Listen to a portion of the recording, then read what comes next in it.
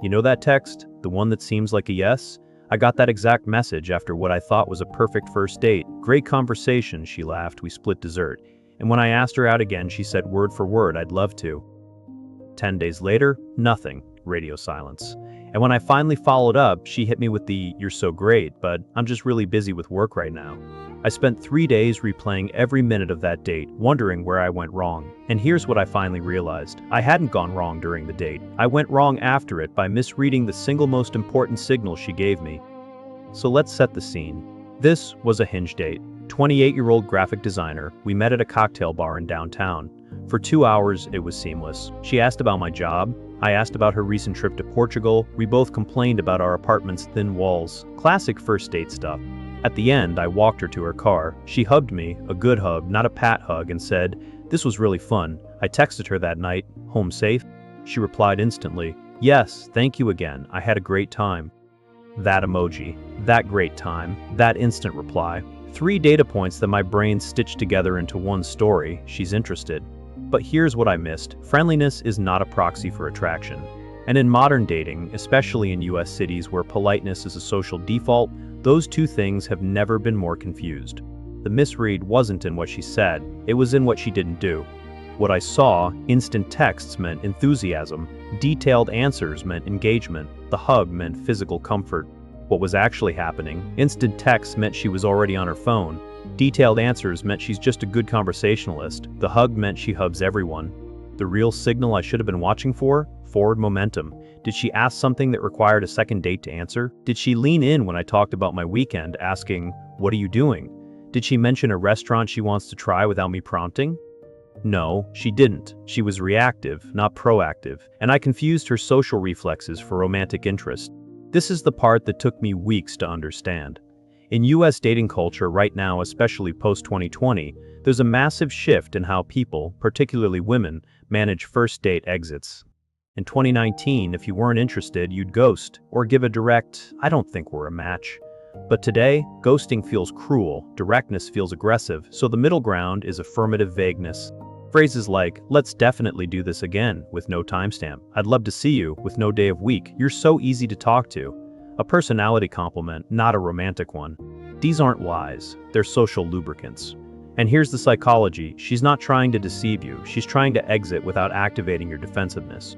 Research from the University of Kansas in 2023 found that 68% of women on dating apps report feeling unsafe after rejecting someone directly. Not physically unsafe, emotionally unsafe. The barrage of "why not" texts, the argument, the negotiation.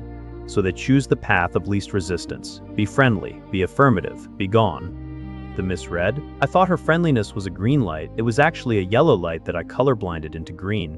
Let me give you the 3 specific signals that separate friendliness from attraction. These are what I now teach my friends to look for.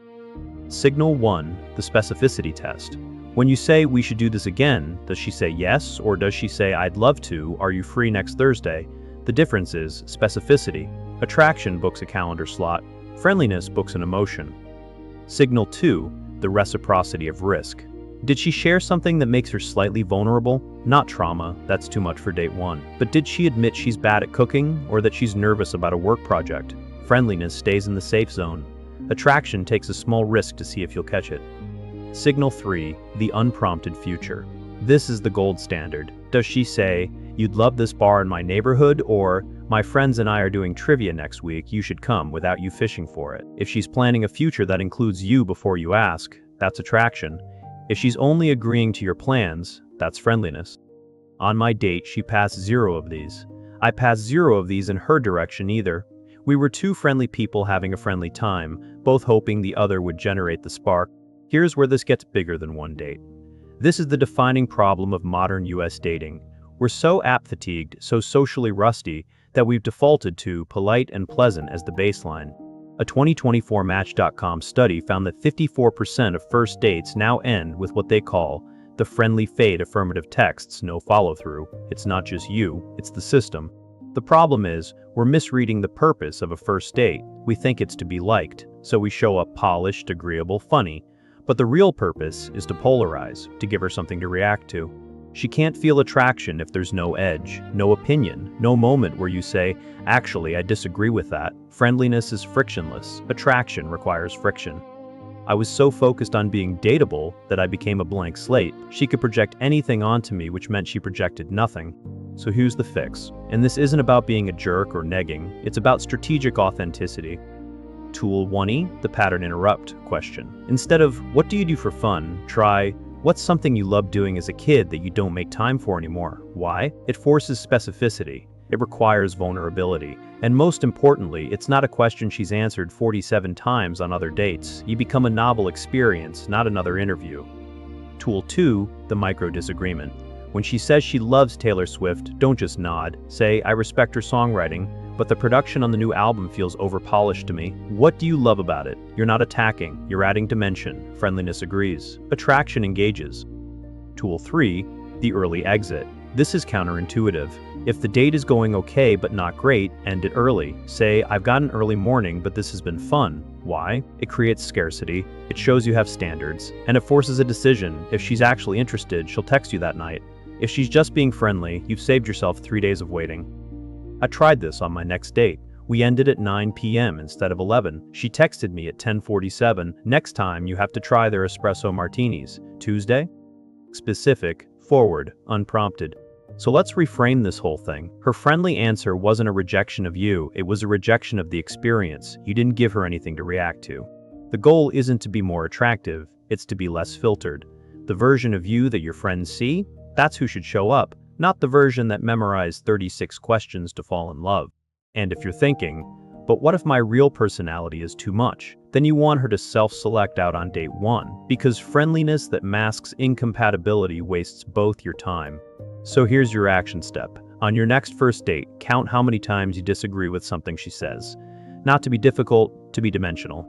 If the number is 0, you're in friendly mode, and you'll get a friendly answer that leads nowhere.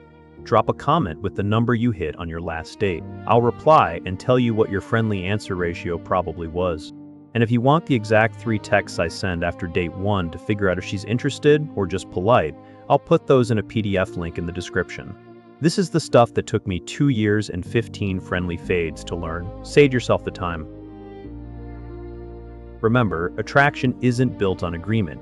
It's built on authenticity. Stop reading the signals wrong by looking for friendliness. Start looking for friction.